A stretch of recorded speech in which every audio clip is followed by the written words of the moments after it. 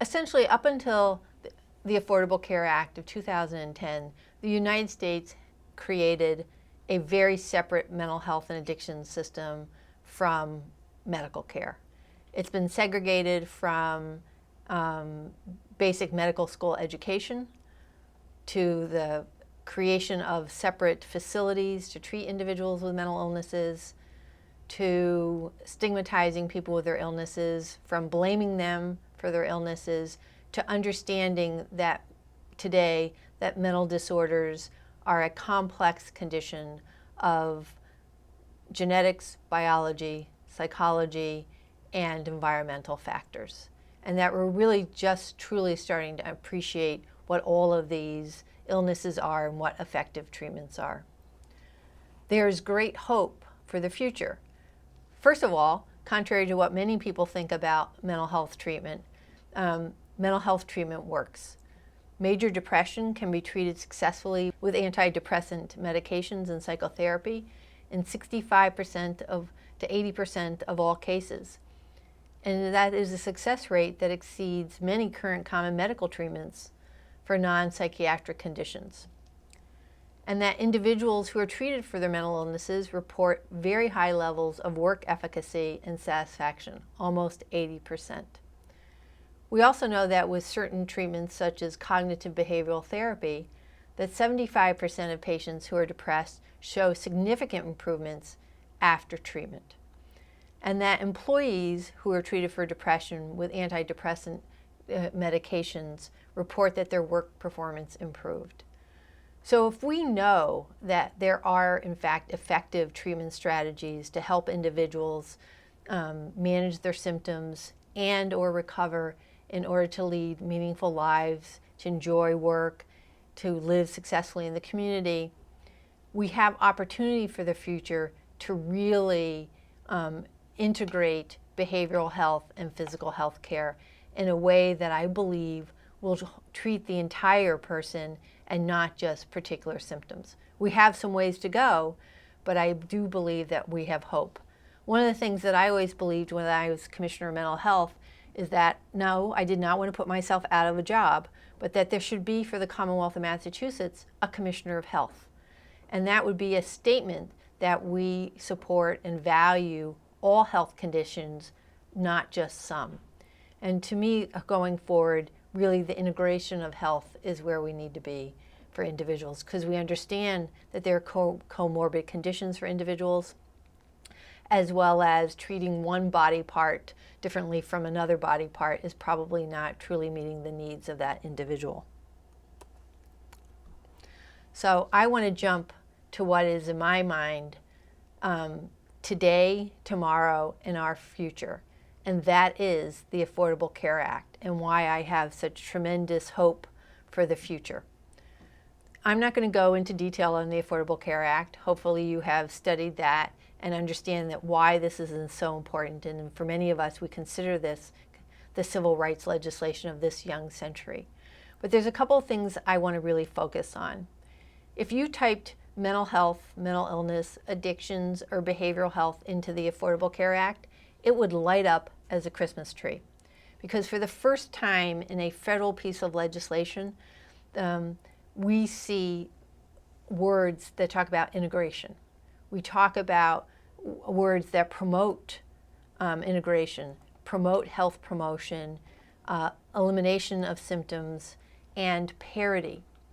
So for the very first time, we see legislation that takes behavioral health and really puts it on the same level of primary care. Now, some people, cynics, would say, well, we can decrease the kinds of medical care we provide in order to provide behavioral health services. I think that that is really unlikely. What we're going to see instead is really the increasing of financing and access to mental health services on the same terms and conditions as physical health care. That is a huge game changer and opportunity to decrease stigma, to increase acceptability of treatment, and to hopefully increase the availability and supply of effective evidence-based strategies to meet the needs of people with mental illnesses and addiction disorders in the United States. So one of the 3 goals of the ACA is to improve the healthcare delivery system. And in my mind, I translate that to mean we have to improve behavioral health care. Because if we're going to be creating medical homes and ACOs, medical homes are not going to be successful if they're only treating a person's physical health condition. When we know that 25% of adults in the United States have behavioral health issues, you can't say, oh, I'll treat your heart condition, but I'm not responsible for your depression or whatever else you're experiencing. That just will not work in the Affordable Care Act. The other, though, big piece of the Affordable Care Act is taking the 2008 Wellstone-Domenici parity law and embedding it in the ACA. So, in fact, they take that law and they extend it in terms of how many commercial plans, what they have to do to improve their behavioral health treatment, their behavioral health coverage for individuals. This is a game changer. It's going to be messy as we sort of figure out how primary care integrates something that has been so segregated from it.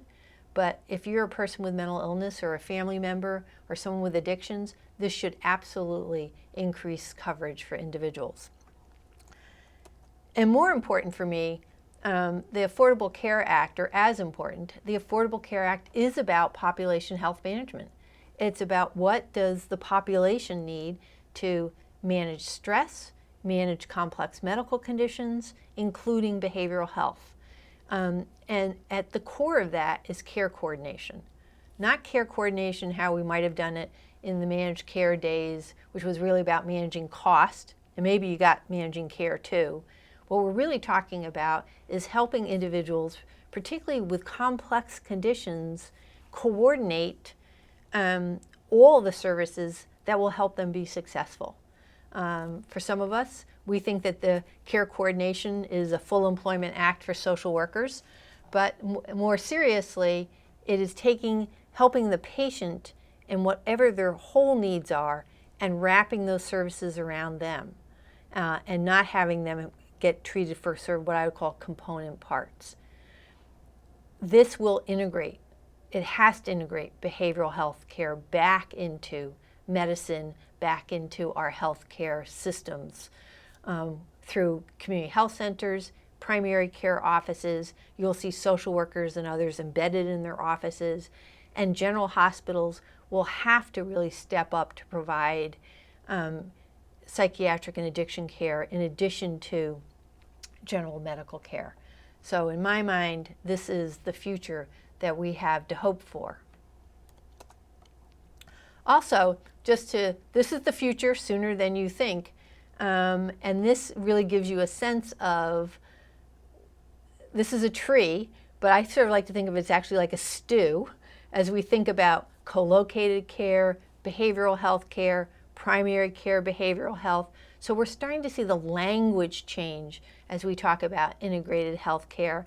And so for some of you, you may look at that and think it's confusing. For me, it says that we are struggling in the very good way of how do we integrate.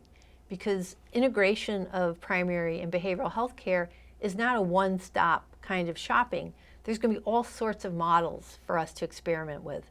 It's bi-directional. Some individuals might have their medical home be their behavioral health provider, and then they wrap around the primary care services around that individual. For others, it might be their primary care doctor or their medical home and provides the behavioral health right there on site. So we have lots of opportunities to really shape a new way of thinking about integrating behavioral and physical health care in the United States. And with that, I want to give you a depiction of what integrated care may look like, because sometimes a picture is worth 1,000 words. And here is actually, this is real. In my mind, this is integrating behavioral health and physical health. Now you could say it's just pharma, and that wouldn't be unfair. So on the left is actually a real person's entire set of medications and instructions around their behavioral and physical health care needs. And with care coordination at the heart, this is what the person's daily life is now like. You see the pill packs, but those two other charts in there actually is what the person's daily routine is to help them manage actually a pretty significant mental health condition in terms of what they do every day. They're checking with their care coordinator, and it is a good visual of where I hope we will be in this century.